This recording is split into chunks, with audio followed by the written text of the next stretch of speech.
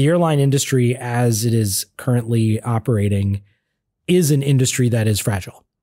Like, there will be boom and bust again. And when it happens again, and the airlines come running to Congress, hat in hand, saying, please give us a bunch of taxpayer money, that's the moment when I think members of Congress should be ready to say, sure, we'll give you the money, but this time we're actually going to have some real conditions on it, and we're going to require that we change this. And so we're not in a place where we're constantly just giving you money in the bad times and letting you keep all the profits in the good times while not providing service to big chunks of the country that need it.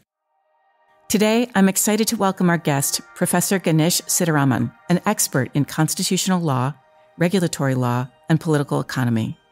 Professor Sitaraman teaches and writes about the Constitution, about democracy, about foreign policy and economic inequality.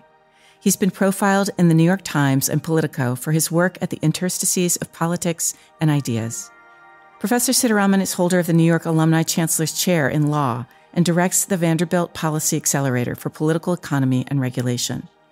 The Vanderbilt Policy Accelerator works on key projects designed to accelerate leaders' implementation of solutions at the forefront of education, research, and public debate.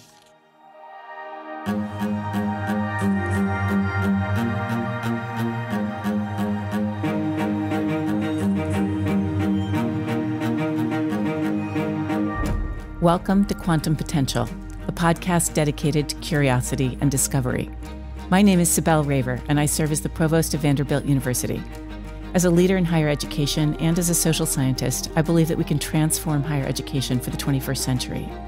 At my core, I am wildly curious about other people's work, whether it's in science, the social sciences, the humanities, or the arts.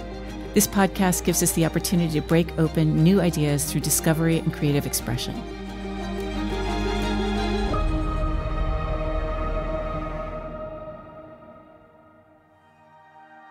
Under Sitaraman's leadership, the Accelerator tackles tough issues, such as trade wars, economic sanctions, and governance issues. His most recent book is Why Flying is Miserable and How to Fix It. And I'm super excited to introduce you. Ganesh, thank you so much for being here. Today, we're talking about how our lives are affected by laws and about regulations that shape different industries in the United States. I'm really grateful for the way that your work breaks that open for us to help us understand how constitutional and regulatory laws affect these different areas of our lives, whether it's airlines or telecommunications or AI. Your work is so great, not just in breaking that question open, but giving us a roadmap as we navigate these rapid technological transformations in communications, in banking, and in transformation. So before we get started, I'd love to do what I sometimes do with guests, which is just ask you to read from your work. So I'm going to ask you to read page 29 from your great new book. Well, thanks so much. And before I read from this, I'll give a little context to this section of the book. And what the book, Why Flying is Miserable, is really about is how we got to this place where there are so many things that are so frustrating about flying. And at the personal level, those are things like oversold flights, or there's no space in the overhead for your luggage, or having to connect through, Dallas or Atlanta to get somewhere. All of these little frustrations that we feel over and over when we fly. But at the big level, also the crisis of the airline industry, which, despite coming to Congress in the midst of COVID and asking for billions of dollars of taxpayer money, which they got, then still had tens of thousands of cancellations the following year, still had huge staffing problems, still had all these issues. In addition to dropping service from cities all around the country, rural areas, small cities, even big cities losing service as they consolidate into these larger and larger fortress hubs. And all of this is part of the same story. And it doesn't seem like that. These seem like really disconnected problems and irritations. But the real story is that they all come down to one thing, which was airline deregulation. Fascinating. And in 1978, we deregulated the airlines. We had a system that worked before that, a kind of regulated capitalism. And then we shifted and we took a very, very different turn that I argue in the book is really the source of all of these problems that we face when we're flying.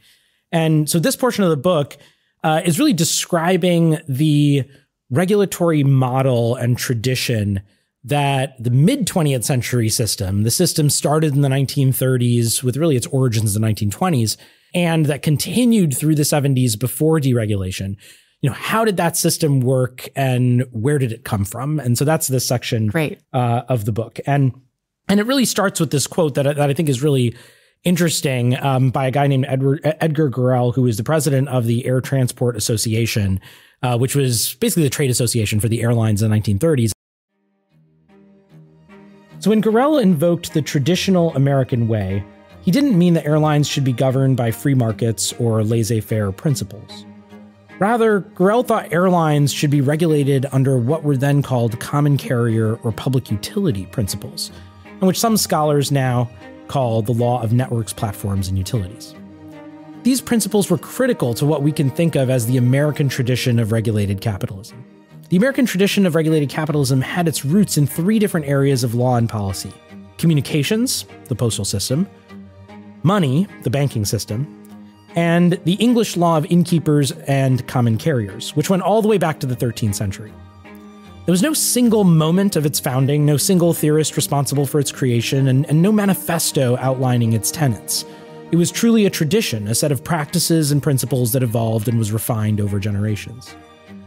The central insight was that some sectors of the economy were different than others. Some businesses were critically important to commerce, social life, and national success and security because they had infrastructural features. Under the common law of the Middle Ages and into the 19th century, for example, these businesses and professions included markets, mills, inns, ferries, blacksmiths, wharfs, and carriage companies, among many others. With industrialization and new technological developments, scholars and judges and policymakers alike recognized that grain elevators, slaughterhouses, the telegraph, the telephone, railroads, pipelines, local utilities like electricity, water, and sewer service also fit into this category. So what I think is really interesting about the American tradition of regulated capitalism, or NPU law, networks, platforms, and utilities, is that it carved off a set of businesses that people understood were unlikely to be competitive, that were likely to be monopolies or oligopolies, that had kind of a gatekeeper or infrastructural function, and that they were essential services. They were usually services, means to some other end rather than an end in themselves. They often had network effects. They often had high capital costs, but not always. And there were a lot of economies of scale at issue, usually.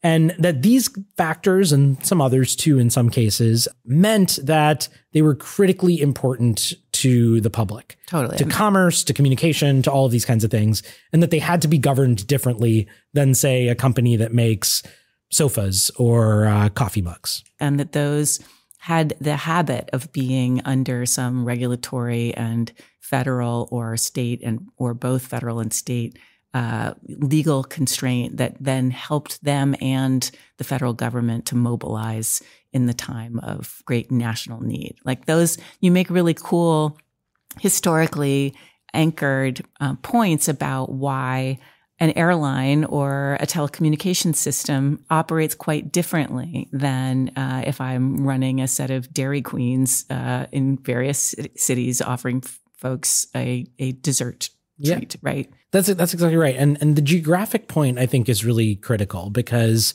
in a lot of these industries, whether you're thinking about the telegraph or the telephone or railroads or airlines, one of the key features is that the United States is a shockingly large country.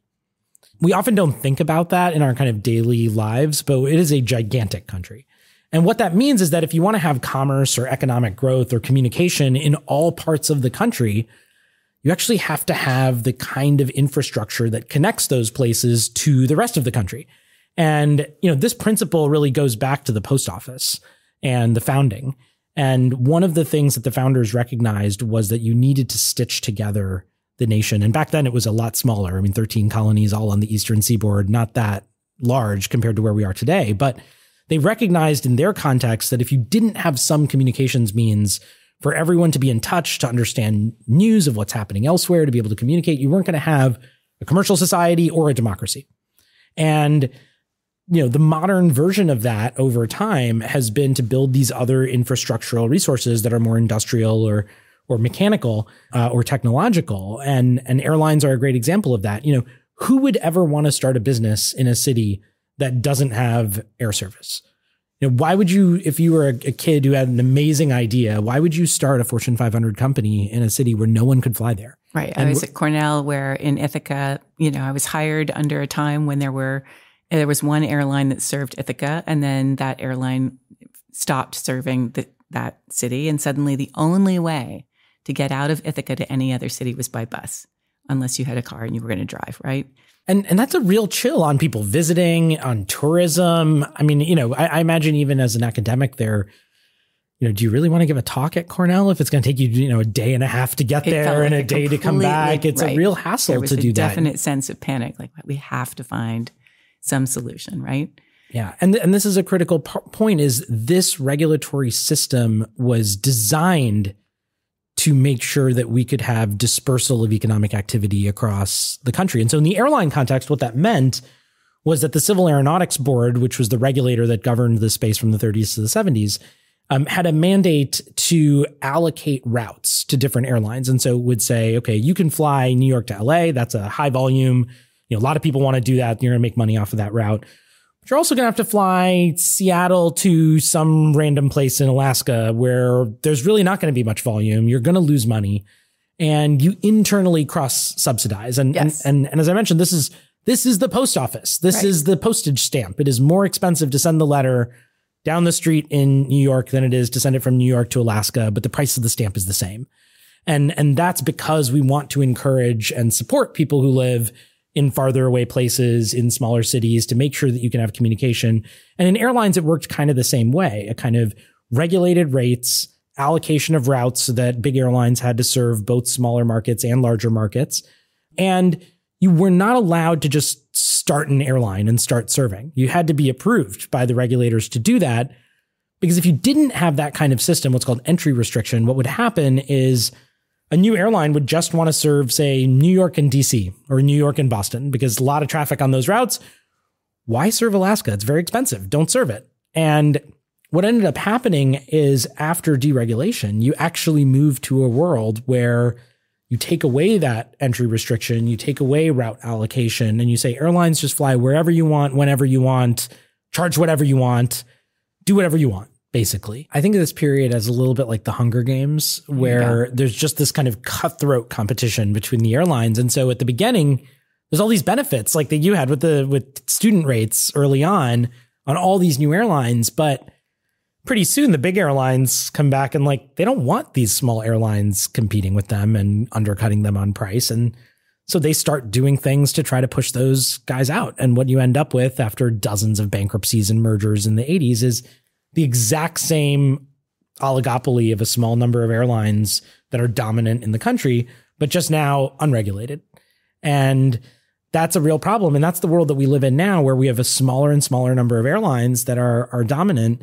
Today, the biggest four airlines have a larger market share than they did under regulation. And so if the idea is that deregulation is somehow going to increase competition, we're actually worse off on competition now than we were in the 1970s, when the airline industry was pervasively regulated, right? Prices, routes, all of that was regulated. We're worse off now from a competitive perspective. Which is so fascinating. I love that you use that phrase, or you quote someone talking about bare-knuckled competition. Maybe not brass-knuckled, but bare-knuckled, right? That there's something about the American spirit of competitiveness and a sense of beating the competition that we love, that we want to support, and that the Chicago School of Economics, endorsed heartily from a theoretical perspective, right? And that many businesses and political leaders were really pushing for that, both from the neoliberal side and from the conservative side, right? Do you want to talk a little bit about that moment where, how did policy change happen? Because I think we're facing a time where suddenly regulation is kind of a big question. Do we regulate foods and drugs? Do we regulate air travel? Do we regulate TikTok? Help us think about how that moment in time happened. What I think is really interesting about the 70s and that moment for deregulation is that it actually has two features that are pretty weird when you think about it today. The first is that industry was against deregulation. The industry understood that in a world where you deregulated, it would become kind of a boom and bust cycle.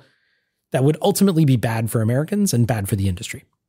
That's what we have seen over time. You take out the rules that made it stable and reliable, what you're going to get is unreliable and unstable.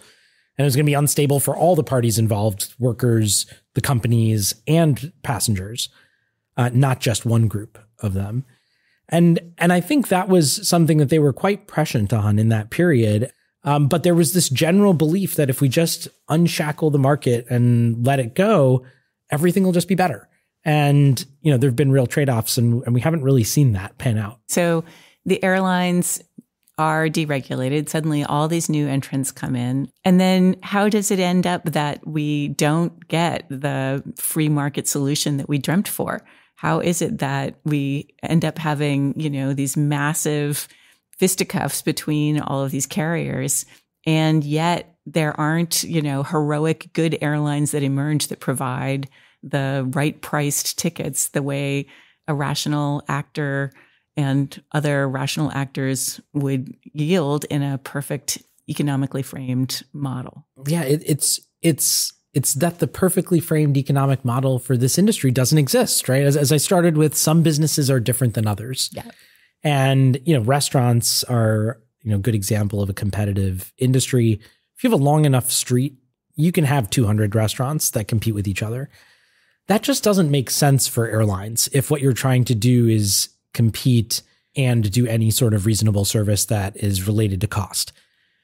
First of all, there's some places that are really expensive to serve because you're just not going to get enough volume there. Do you really want to fly to remote parts of Alaska, to Dubuque, Iowa? I think we should fly to those places because it's really important that people have air service to them. But it's more costly because you're not always going to have a full flight. You're certainly not always going to have a full flight, say 3, 4, 5 times a day. And if we're thinking there's 200 airlines, or let's not get greedy, maybe there's like 8 airlines. Can you really sustain 8 flights a day, each by one airline to one of those places? And the answer is no, you can't. And so it's high cost, which means you're going to give up service to some of those places. And that's what we've seen happen. The second thing is it's really beneficial to concentrate your operations in one place.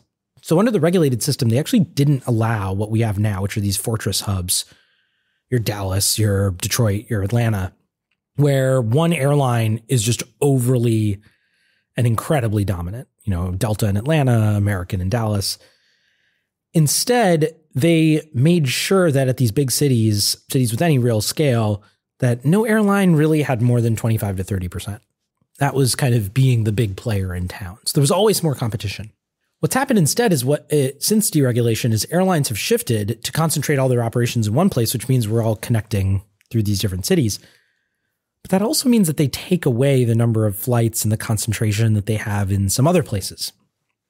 So if you're a city that loses its airline hub, this is also devastating because you used to have hundreds of flights, international, domestic, going to lots of different places. And now you have a bunch of flights just going to a few hubs. Everyone has to connect. Again, do you really want to have your national convention in one of those cities where everyone's going to have to connect to get there? Do you really want to have your company there? What if it's a global company? Do you really want to be there where you can't fly to any other part of the world? And companies move because of that. Conventions go away because of that. And that hurts economic growth and so on. And this is all predictable because the economic model of what it costs to run an airline, how it works to run an airline, you're going to fly it. There isn't the seats are just going, whether they're empty or full, right? This is a different kind of thing than selling coffee mugs or running a restaurant. And so competition doesn't work in the same way in this industry. And what that basically means is you're never going to have the kind of competitive system where you can do things based on marginal cost pricing.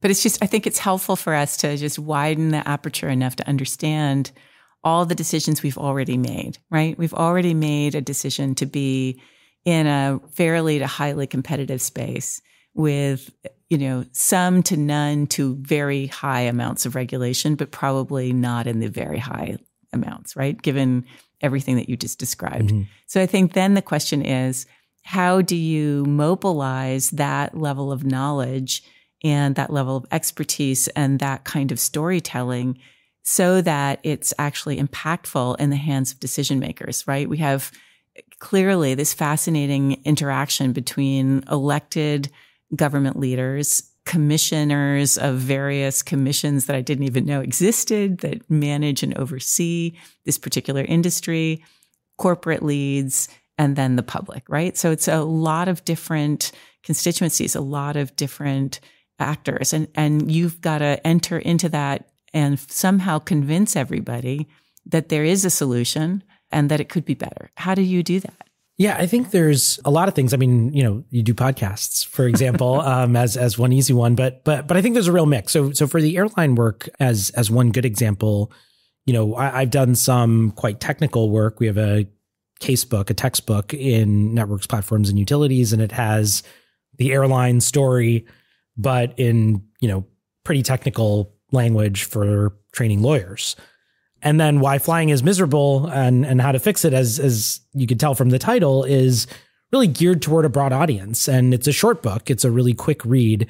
In fact, if you're delayed ever, you could probably finish the book. It's not that long, or you could finish it on a single flight. And there's some great potboiler moments where people are, threatening to beat each other up, and it's got everything. There's bad language, there's violence, there's drama, there's bankruptcies, there's all kinds of things in the airline industry. It's a rollicking tale in some ways, and so that's really geared for a popular audience. And then through the Policy Accelerator, we've recently put out a couple of white papers that are really more geared for a policy specific audience who are interested in what are the concrete ideas that we could use that are kind of drawn from this research, the history, the comparative history, the understanding of how all these systems work and how to think about them. And how would we apply some of those today in ways that are plausible and viable? And so, we've put out one paper on how to fix flying, which has, dozens of ideas ranging from ways to think about geographic access to gates and slots for landing, to issues about seat sizes. And then we did a very specific white paper on the passenger experience, really focusing on seat sizes, the experience of people in wheelchairs, people who have small kids, either infants who, really should be in a car seat or bringing a stroller, and how we can improve that experience for people. And those ideas go into a lot more depth on things like, well, literally, how would you rewrite the law? And what would that look like? To show that it's doable to do these things and to connect the dots between what in some cases can seem like history or just big ideas or theory, but really get it down to the ground level of literally how do you do it in a technical way? Yeah. And that's what a policy audience needs. And so, I try to, in my work, do things for all of those audiences, for academics, for the general public, and for policy folks, because I think that's helpful for getting different people engaged at different levels in the process of understanding what problems are and how we could solve them. I'm so fascinated by the range of types of solutions, right? That it could be from both the customer or the, passenger experience, but also from the how to run an airport more effectively, right? If you're going to expand the airport in Nashville, let's say, how do you want to think about that to maximize rather than to constrain the exact kinds of solutions that you're talking about? And I think one of those immediate next questions then is, do you ever see or do you hope for corporations to actually take up some of those changes themselves, but essentially to self-regulate or to, industry regulate in ways that would not require or need as much kind of federal oversight? Or is that just a bananas idea that makes no sense? I would welcome it if industry wanted to do it, but I think, hard-headed and a realist enough to know that I think it's mostly naive that they will. And so politically, there's actually a lot of people who should want to take on something that actually would help their constituents by expanding access to air service in a bunch of different places. And in fact, in the 80s, one of the things we quote in the book are members of Congress, senators, from Tennessee, from West Virginia, who regretted their vote for airline deregulation and wish they could have re-regulated the airlines because they lost a lot of service in their states. Yeah. And so with huge economic downsides. Huge economic downsides. Cascading effects that are very costly. And there should be the flip of that now. People from those states where they've lost a lot should now want to re-regulate, and they don't, or they're not. And I think there's a couple things going on there. One is this kind of just ideological problem, which is a bunch of people think, actually, airline deregulation has been good and there's nothing else we can do. And part of what I try to show in the book is that's just wrong. We used to do it differently. We could do it differently. Lots of other places do it differently. There's nothing stopping us except for our own desire to do it or not do it. The other thing that is stopping us, which is an influence, but I don't think should be dispositive, is that airlines are a concentrated lobbying group and industry. And passengers are diffuse, and we're in every state and every congressional district around the country. Yeah, it's a lot for the public to get organized. The public, it's hard to get public organized. And, most of us don't have, hundreds of lobbyists that we deploy to Congress whenever we want something, but the airlines do. Yeah. And so I think the other challenge is if you're in that kind of asymmetric environment where the industries that have a lot of power are influential and they don't want to be regulated, different from the 70s, it's really hard to get something done. But I think there's space for policy entrepreneurs who want to move because there's a possibility that actually voters would be more interested in this. Wait a minute. I love that phrase, policy entrepreneurs. Mm-hmm. Yeah. Tell me a little bit more about what you mean when you say that. Well, I think it's just people who are willing to take on new policy ideas and bring them into the public conversation and lead with them. Yeah. And I think there's space here for someone who wants to kind of take up this mantle and lead on this question and to bring it into the debate in a serious way. And we just haven't seen anyone do that, but it's kind of ripe for the taking. My sense is that what's likely to happen, and where I think the ideas in the book and in our white papers are most likely to get traction, is they'll slowly get some traction, hopefully over some years. But what I show in the book, and I feel pretty confident about, is that the airline industry as it is currently operating is an industry that is fragile. Like, there will be boom and bust again. And we've seen it over and over again. It happened with the Gulf War. It happened with 9/11. It happened with the COVID crisis. It will happen again. And when it happens again, and the airlines come running to Congress, hat in hand, saying, please give us a bunch of taxpayer money, that's the moment when I think members of Congress should be ready to say, sure, we'll give you the money, but this time we're actually going to have some real conditions on it, and we're going to require that we change this. And so we're not in a place where we're constantly just giving you money in the bad times and letting you keep all the profits in the good times while not providing service to big chunks of the country that need it. So in many ways, you're providing a roadmap, whether people use it now or whether they use it sometime in the future. I think it's super, super interesting to imagine what it would take to utilize that map and how hard it would be to make change. I'd love to come back to that, really thinking about tech platforms like Facebook and like TikTok. But let's go ahead and take a break.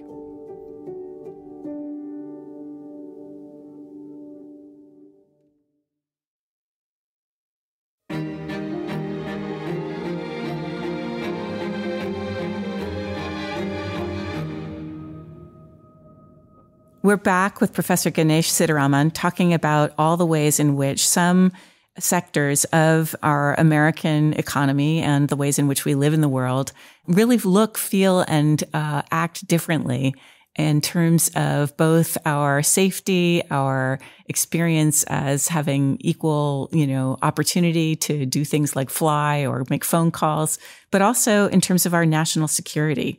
Ganesh, it was super helpful to think about our national interests in terms of safety and economic growth when we were talking about airlines. I'd really like us to shift to talk about another great point that you've raised in your work.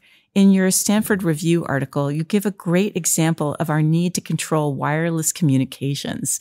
Things like literally radio waves being picked up and sent, and at the turn of the 20th century through the Radio Act of 1912.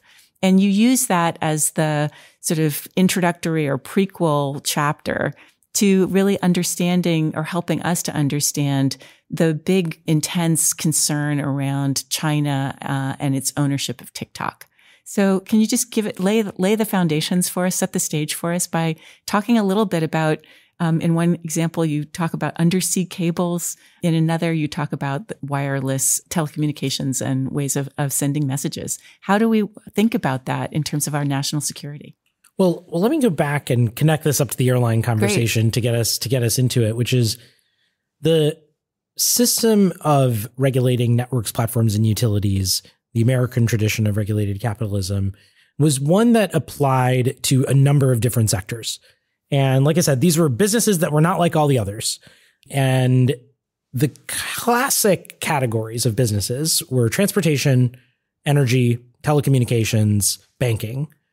And these sectors are fundamentally different than other ones. And there were lots of others, of course, but those were the really big categories. And so things like railroads, telephones, oil and gas pipelines, electricity, we governed as public utilities with the kind of public utility principles that go back into, as I mentioned, the postal system or the banking system or common carrier laws under English. You don't want different states English with different banks issuing different currencies. We need one currency. It's got to be the same one. It's backed by the government. There has to be a kind of uniformness to that. So in all of these areas, we had this distinctive system of regulation. And one of the things that's really interesting is that in many of these areas, we have throughout our history restricted foreign ownership, influence, and control over that infrastructural service. And the history, which I describe in this paper called The Regulation of Foreign Platforms in the Stanford Law Review, goes back really to Alexander Hamilton and the First National Bank, but continues throughout our history in different sectors. And in the communications context is one that was really understood in the 20th century, and especially at the turn of the 20th century, to be really important for national security reasons. That if you had a foreign government that was an adversary that was able to control a core communications technology like the radio, that they would be able to do problematic and nefarious things, not just communicate with themselves or listen to what's going on in the U.S. Right, intercepting our communications. But they would also potentially be able to propagandize in the U.S. Plant false communications. Plant false stories, all kinds of things that if you're in a real war would be a real problem. And so in World War I, we actually have examples of this that come up, and the federal government through the Navy take over the radios in the United States. And we nationalize the radio system. It's run by the government for a period of time because there's this military exigency and this deep, deep concern about German communications and control over communications in the United States. And that's just one example, but we have a lot of these. And so, as I mentioned, Alexander Hamilton, was worried that at the founding of the country, if foreigners had all the capital, because the United States was comparatively capital poor at the time, and controlled the bank, they would control the American economy. And where were those foreigners likely to be from? England, who, while we think of as close friends today, 1787, we just fought a war to get out from underneath the English. Right. These are not our friends. We're going to fight another war with them in a couple decades. They burned down the White House, right? Like this is our rival at the time, and you don't want your rival controlling your economy and your currency and your money supply and everything about your economic fates, particularly in a conflict, but even outside of a conflict, you don't want that. And so they put restrictions on, who the bank directors could be. And this is a thing that's been pretty consistent in U.S. banking law. Specifically that they had to be U.S. citizens. They had to be U.S. citizens. And so part of the thing that we have had in a number of these sectors is restrictions on foreign ownership, restrictions on foreign control, restrictions on foreign investment. And there's different ways that they've been designed over time. Sometimes percentages, sometimes directors have to be American citizens, or officers, leading officers have to be American citizens. And they're not always perfect, but they've worked in a number of different ways. And what I do in the paper is show that this history is really quite extensive and pervasive. And it is in stark contrast to the public debate over TikTok, in which what you often hear from people are things like, it is unprecedented to have restrictions on foreign companies, like a restriction or a ban on TikTok. And the answer is no, it's not. We actually have done it all the way back. And some people you've heard of, like Alexander Hamilton, did these things. It's quite common. And we do it for particular purposes, and there's better and worse ways to do it. And there are lots of ways to do it, which I described in the paper. But the fact of it happening is not new, and therefore not particularly interesting. It's the question of when should we apply it and how. That's the important question. And I think what's happened is really two things. And it's part of what my work, the airline book and this paper, and more broadly, some of the work we're doing at the Policy Accelerator, and that me and a colleague, Morgan Ricks here, have been doing in our academic research, is reviving the study of networks, platforms, and utilities, and that there's a coherent set of regulatory tools that apply to those businesses that are a kind of model or toolkit. And so if you're thinking about, for example, what are the tools in your toolbox, and you read Richard Thaler and Cass Sunstein's book, Nudge, you'll say, okay, nudge, I can nudge things. Great. I can have default rules in favor of one thing or another. And that's a tool. And you could apply it to 100 things, hammer that hits a lot of nails. The networks, platforms, utilities law and that tradition is a different hammer. It's not nudges. It's a different hammer, and it's got its own set of subcomponents, and you can use it for a whole bunch of things. And it's just that for the last half century or so, we kind of stopped using that tool. That's so interesting that the kind of the intellectual framework dropped out. And it turns out that in all the sectors where we used to use that tool and then we got rid of it and stopped using it, they're all sectors that are in various stages of crisis or disaster. Yeah. So it immediately makes me think, when you talk about banking, we hadn't put it on the list of things to talk about, but immediately crypto comes to mind, right? That suddenly you have all these different forms of electronic currency, and no one's really sure whether they're legit or whether they're robust or how long they're going to last, or, that sort of space. And do law students know how to think about that? Or is NPU kind of a way to assist them in thinking about that? Yeah, NPU is a way to learn about that. And when you think about it in the banking context, it's really the same story. We actually had boom and bust cycles in the American economy that were driven by financial panics and depressions every couple of decades from the founding of the country up until the Great Depression in 1933. There's the panics, and you can go the panic of 1819 and the panic of 1873, and there's a whole bunch of other 1837. There's a whole bunch of panics around the way. And then you get to the Great Depression in 1929, and then you have regulation. And it's a regulated system in the New Deal period that then means there are not runs on banks. There's not panics. There's not financial crises. There's not the boom and bust cycle that destroys the economy and sends a bunch of people into unemployment or other kind of economic crisis until deregulation. And then you deregulate the whole industry. And within a decade, you have the greatest financial panic and crisis since the Great Depression. And that's the 2008 crisis. And, so once you start thinking about these regulatory systems, it enables you to see how we've actually done things and what worked and what didn't, that we've really forgotten as a kind of mental model. And I think what's striking, and it's true about crypto, it's true about the TikTok conversation, is the industry that emerged in the period of forgetting was tech. And tech feels so not of the same, if we're thinking of species, right? It feels so not the same species as banking or telecommunications. But I hear very clearly that it is. But it's the same genus or the same family. Right. It's in the same, analogous kind of categories when you break it down into the specific business lines that we're talking about. And the question of TikTok fits in comfortably to that. We've never seen anything like it before. It's totally new, and nothing can even be thought about with respect to tech. And this is just wrong. In fact, almost everything is actually pretty similar to something else we have. Specific technologies are different and so on, but it turns out business practices are kind of the same. Well, and I think for those of us who feel completely blown over by the suddenness and intensity of that particular technology or that particular platform, the only things that then pop into heads are things like, well, then we're going to ban TikTok, right? Rather than, well, actually we have, as you said, this huge array of different tools, this huge array of different ways of thinking about both the risks that we might face, the magnitude and intensity of those risks, but also the solutions.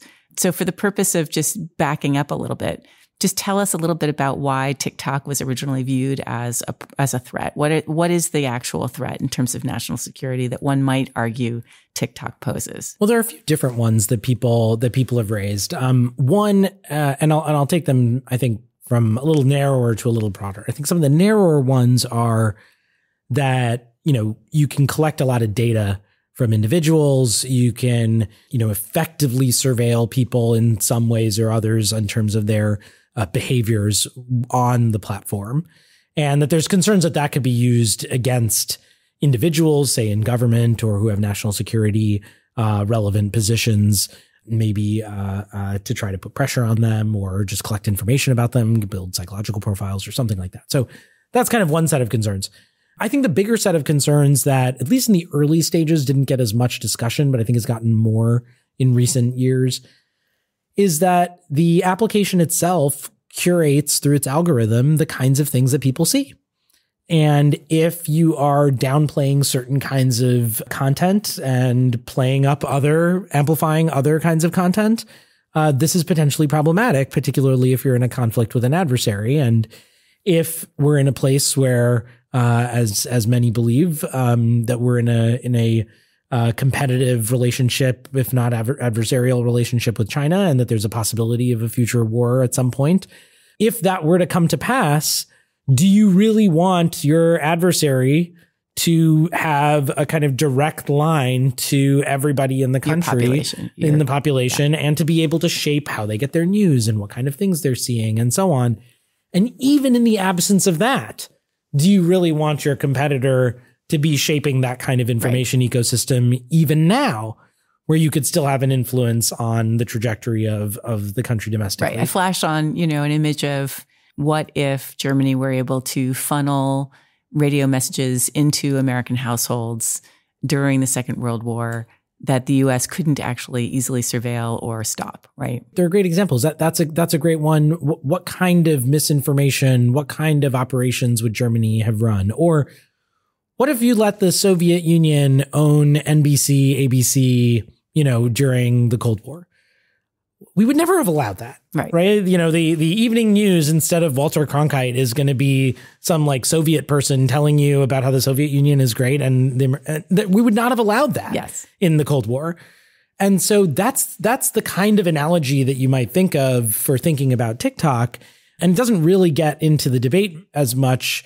But when you think about it at that level, like, do you really want the Germans like having access to radio in the United States in World War II? I think most people would say like, that's a bad idea. Like, why would we do that? That's not a good idea. Yeah. And that's basically the debate. So in a hyper globalized technological universe where tons of content is coming from tons of different people in tons of different countries through those different formats, if I open Instagram and I see something from a Canadian woman posting, right? You can just imagine how free-flowing that information flow is. Banning obviously sounds very intense and restrictive. What are the other tools that we could use to be able to disentangle foreign influence, foreign control, foreign investment, right? You do a great job of kind of pulling apart, using banking as an example, all the different ways in which we engage with foreign partners or adversaries at different levels. Just help us understand a little bit of those. Yeah, so I'll just highlight a few of the elements in the kind of range of things. So obviously there's the outright ban. You're not allowed to have a foreign owner or operator of a certain kind of industry within the United States. But there are also things short of that. So you could have a foreign investor, for example, but the control of the company can't be foreign. So maybe you cap investment at, say, 15%, knowing that investors have some influence over management, but they wouldn't have so much influence. Or they're an investor, but they're also not allowed to vote. So they have no governance power over the company. You can have restrictions on the citizenship, which is a proxy for loyalty of the directors of the company or for the management of the company.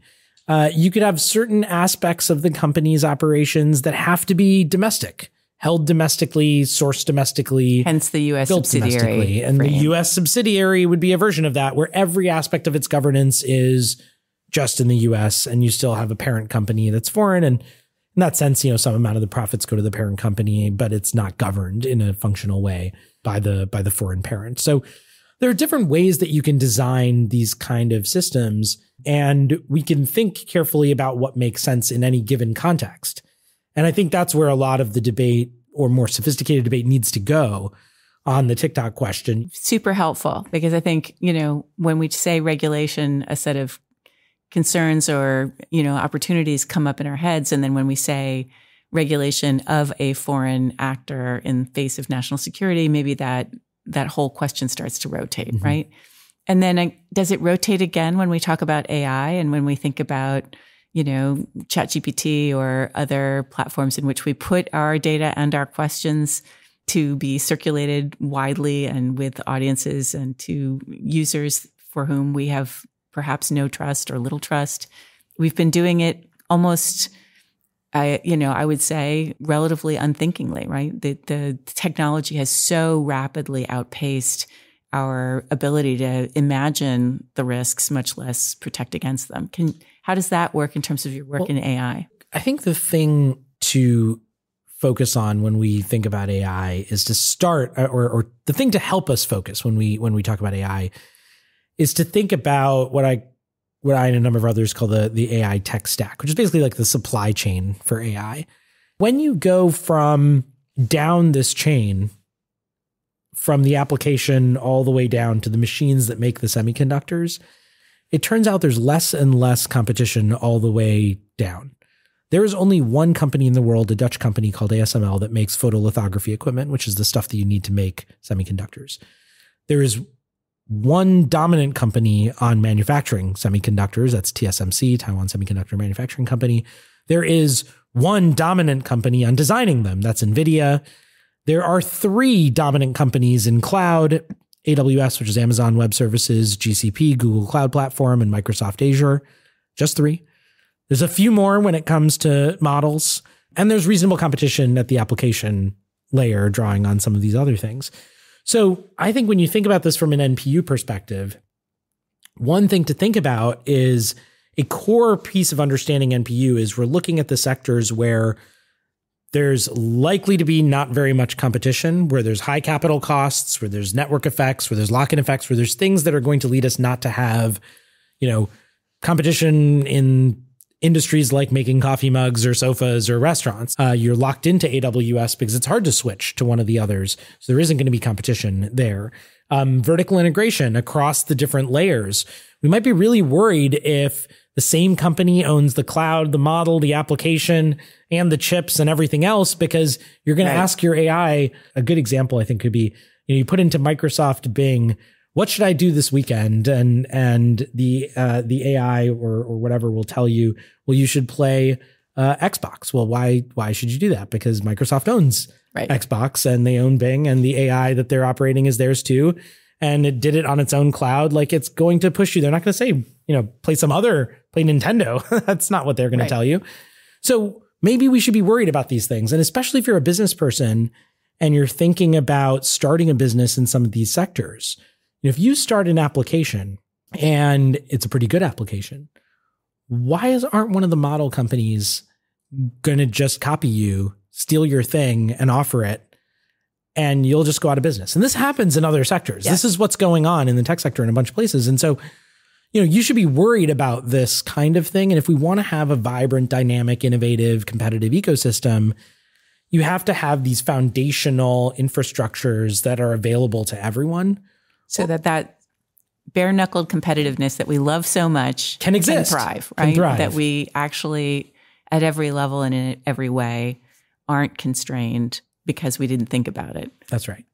It's so fascinating to hear the extent to which those substrata are playing such a integral and yet unexplained, undiscussed role. I mean, perhaps somebody's discussing them, but I think we are all still just trying to catch up with how to utilize and how to capitalize on those technologies, not on how we need to manage or regulate them, or whether to manage or regulate them, right? These are the boom times, and the boom times come before bust times is, the way of history.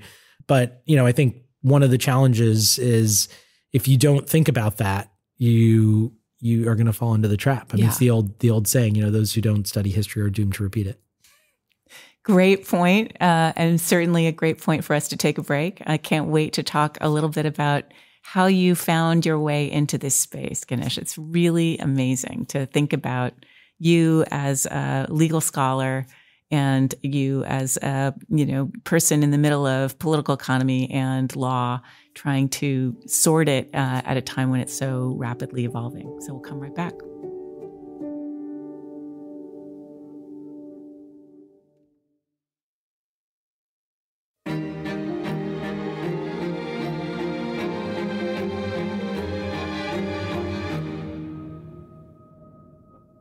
Welcome back, Ganesh. Thank you so much for talking about all of these incredibly rapidly evolving processes and institutions and technologies and industries. I don't even know where to start, much less finish. Of course, it makes me immediately wonder, how did you know you wanted to do this? Were you sitting around at the age of 7, cracking open antitrust law and saying, this game of Monopoly has serious implications for my life? What led you in this really exciting direction, and how did you train to be this? I wish I had a good story like playing Monopoly or something as a kid. That would be excellent. But no, I do have a story that goes. It's sort of a story that goes way back. But I think sometime around high school, I observed and realized that many of the people I admired in history had this interesting shared characteristic of being people who were both deeply intellectually engaged, but also practically engaged in the world of politics and public affairs. And as someone interested in history, interested in constitutional law and the founding especially, you look at your Madisons and Jeffersons and Hamiltons and Adamses and so on, and they are both writing works that we, even independently of their presidential or political status, would read as very thoughtful canonical works of political theory and that make real contributions on an intellectual level. And yet at the same time, they're also running for office and stabbing each other in the back and ghostwriting articles in the newspaper about how somebody else is doing something else. Yeah. And they're deeply engaged in the political world while also being engaged in the intellectual world. And I think I had this theory that doing both would be beneficial to each, and that you might be bring something different to the world of politics than everyone else. If you have this intellectual background, you'll bring something different to the intellectual world if you also have this practical background. And so tell us a little bit about how did you end up managing those two worlds? Yeah, it's mostly luck, but I think for me doing both has been, I think, quite generative and in interesting ways. I study all of these things, but also worked a fair bit in the political world. And like I said, it's basically just luck. My contracts professor on the first day of law school was Elizabeth Warren. I helped her with her during the financial crisis, and then with her race for the Senate, and then in the Senate, and then her presidential campaign. And through that and through other things have been, quite involved in different aspects of law, policy, government, politics in different ways. And through each of those have been able to see the kind of practical things. So what people in government need when they're thinking about ideas. And so can, as an academic, not just do the things that make for, getting into a top journal, but also the version of that same paper, but that is actually able to reach a broader audience, the audience that can use it and do something with it, or the general public. And so thinking about different ways to communicate the same set of ideas based on research is, I think, one of the real payoffs that I've had from that. And just to interject there for a second, when you've done that work, have you found that you are able to pivot to be able to speak to different ideologically more conservative or more progressive or left-leaning political leaders in ways that meet everyone's agendas? Or do you find that there's a certain taste or preference for the framing of how to think about banking or how to think about transportation or how to think about telecommunications that really works for one side of the aisle and not for the other? It's really both. And it depends on the issue, and it depends on the particular framing of the issue. For example, on the TikTok questions, I'm pretty confident that most of the people who like my paper on TikTok in the political universe are conservative. I've seen it kind of pushed around in those spaces much more than in the on the progressive or liberal side. And I think that's a combination of the topic, people's interest, and what their agenda is. And it just happens that on this topic, the things that I do align with some set of people's agenda more than others. Particularly concerned with national security, concerned with China, foreign actors. With foreign actors and so on. So there's just an overlap there. In other areas, I think my work probably appeals to the other side more. And so it really depends on the topic, the subject, the kind of framing. What's really interesting right now for a lot of this work is there's been a real scrambling and shift in the last decade in how people think about economic policy generally. Really for the last half century before the last decade, there was a pretty good consensus in Washington that people have called, including myself, have called the neoliberal consensus that was effectively we should deregulate everything, privatize everything, globalize everything, and we shouldn't spend any money, fiscal austerity. And that consensus is broken down on both right and left. You think about the globalization story. Well, nobody today is really making the argument for more trade deals and full force globalization like they did in the 90s and 2000s.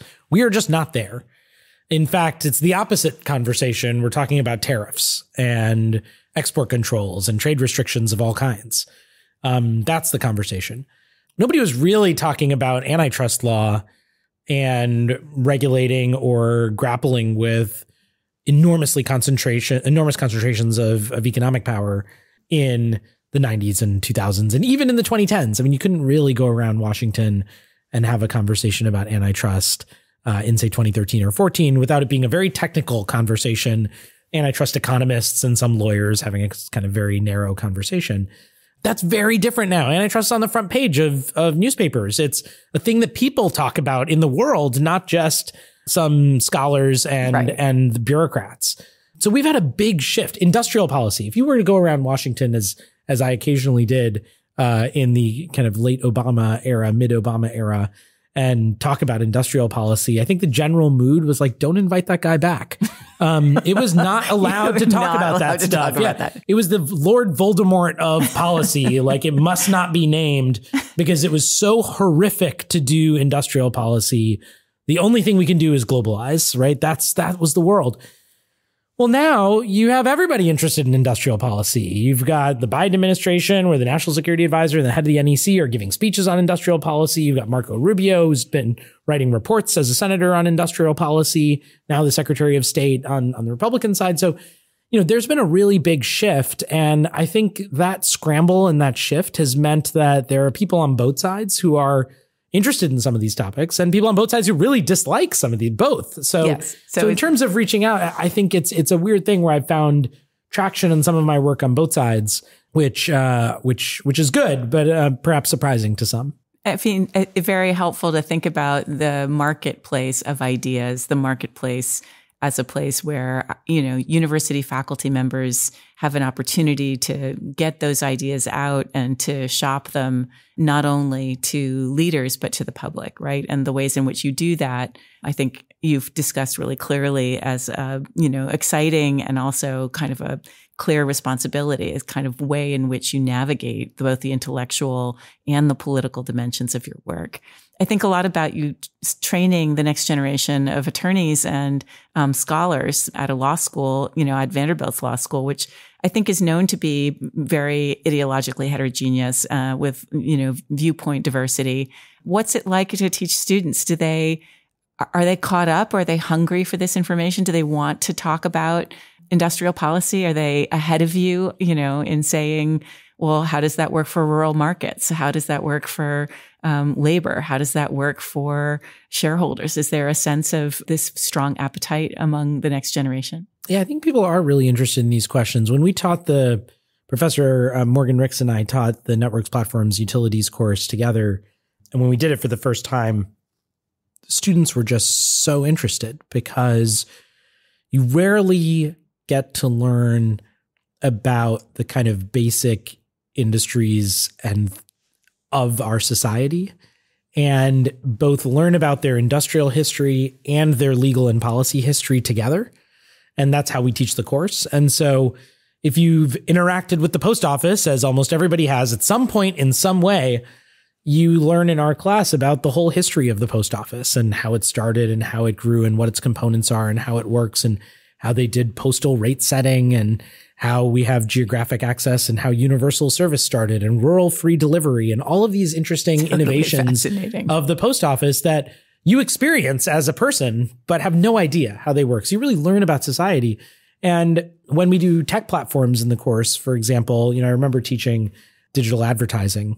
And one of the really interesting things about that is all of us have seen ads digitally, if you've engaged at all in the digital world, which most people have.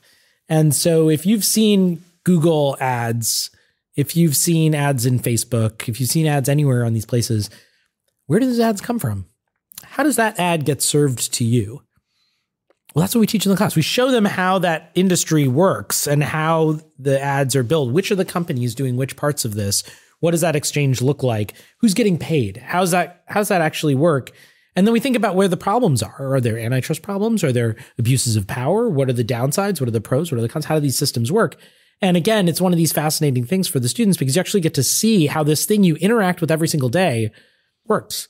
And airlines are another great example. I mean, almost nobody knows in detail the history of how airline regulation actually worked, what actually happened after deregulation. A number of people who are still around have lived through it, but our students have not. Yes. They weren't around in the early 80s. But it just makes me, the they didn't experience it. It's like that, that old thing that some of us did as little kids, like using invisible ink and then using the weird little pen to make the invisible ink be visible, or using heat, right? That's what you're doing. In some way, you're making visible all of those invisible layers that I think many of us feel suspicious of, or at least hesitant. Like, why is it that suddenly my phone keeps telling me about the shoe company for which I just thought about ordering shoes, didn't actually order them, but somehow I'm being pummeled by ads, right? Well, clearly I must have done something behavioral that signaled, and that signal penetrated the system, and now I'm being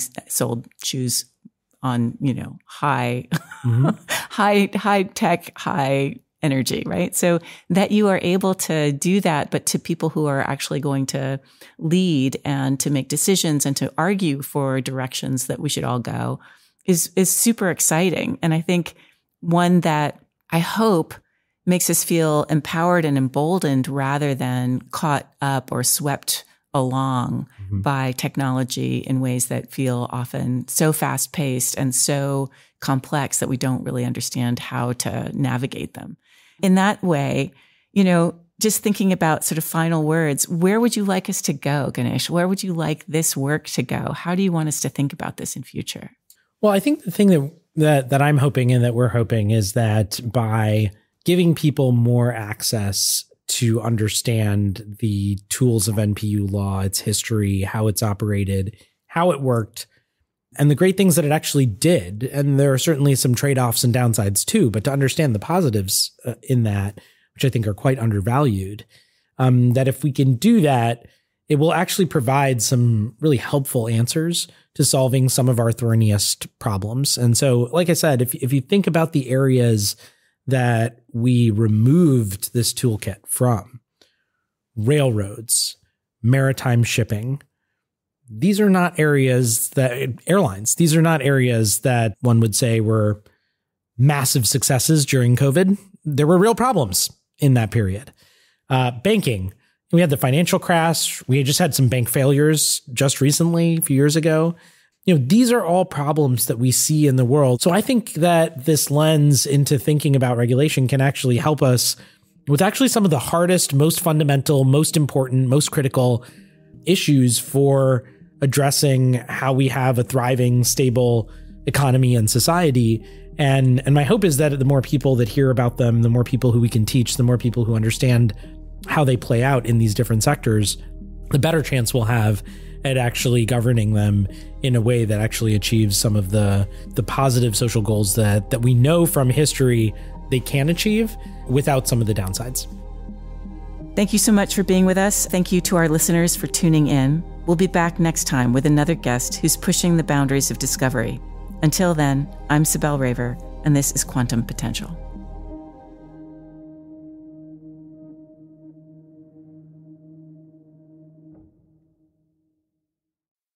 The Quantum Potential podcast comes from Vanderbilt University. Your host is Cybele Raver. Thank you to our guest, Ganesh Sitaraman. Production by Matriarch Digital Media. For more information about Quantum Potential, go to vanderbilt.edu/quantum potential. Stay curious.